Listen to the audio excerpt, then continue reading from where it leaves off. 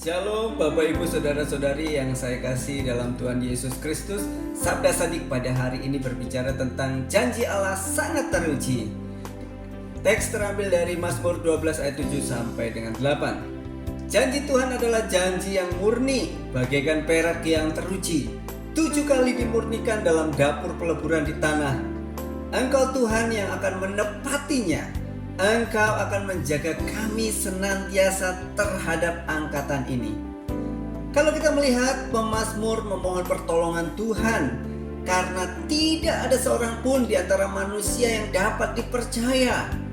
Janji firman Tuhan digambarkan sebagai sesuatu yang murni, setiap kata sebagai kebenaran, bersih, baik dalam segala hal. Mazmur ini memberikan pemikiran yang baik untuk saat-saat yang buruk. Seseorang mungkin menghibur dirinya dengan jalan-jalan, rekreasi, ke mall, atau mungkin dia berdoa di rumah. Tetapi apa yang menjadikan masa-masa itu buruk? Kapan itu bisa dikatakan buruk? Apa yang membuat masa-masa tersebut menjadi buruk? Ada yang mungkin berkata tidak punya uang, perdagangan sepi atau bangkrut, mengalami kehancuran karena akibat perang, sehingga keadaan tersebut menjadikan buruk. Tetapi kitab suci menyatakan masa sukar disebabkan oleh hal-hal yang lain. Di dalam 2 Timotius 3 ayat 1 sampai 4 di sana dikatakan, ketahuilah bahwa pada hari-hari terakhir akan datang masa yang sukar. Manusia akan mencintai dirinya sendiri dan menjadi hamba uang. Mereka akan membual dan menyombongkan diri. Mereka akan menjadi penfitnah. Mereka akan berontak terhadap orang tua dan tidak tahu berterima kasih. Tidak mempedulikan agama. Tidak tahu mengasihi. Tidak mau berdamai. Suka menjelekkan orang.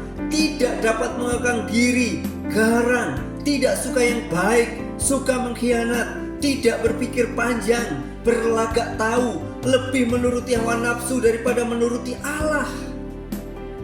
Kalau kita melihat masa-masa sulit ini akan datang karena dosa semakin bertambah banyak. Dan tentang hal inilah Daud mengeluh. Ketika kesalehan merosot, maka masa-masa sukar itu pasti datang.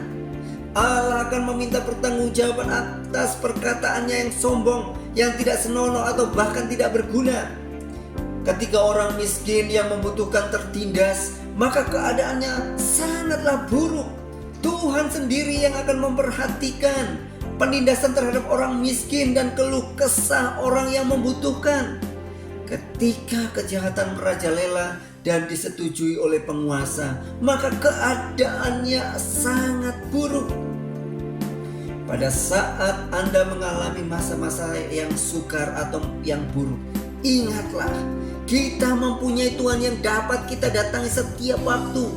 Kita dapat meminta pertolongan dan mengharapkan kekuatan daripadanya untuk menyelesaikan segala keluh kesah kita.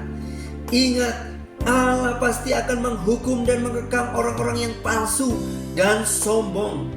Tuhan akan melakukan pembebasan bagi umatnya yang tertindas. Pertolongannya diberikan pada waktu yang paling tepat. Meskipun manusia salah, Tuhan itu setia.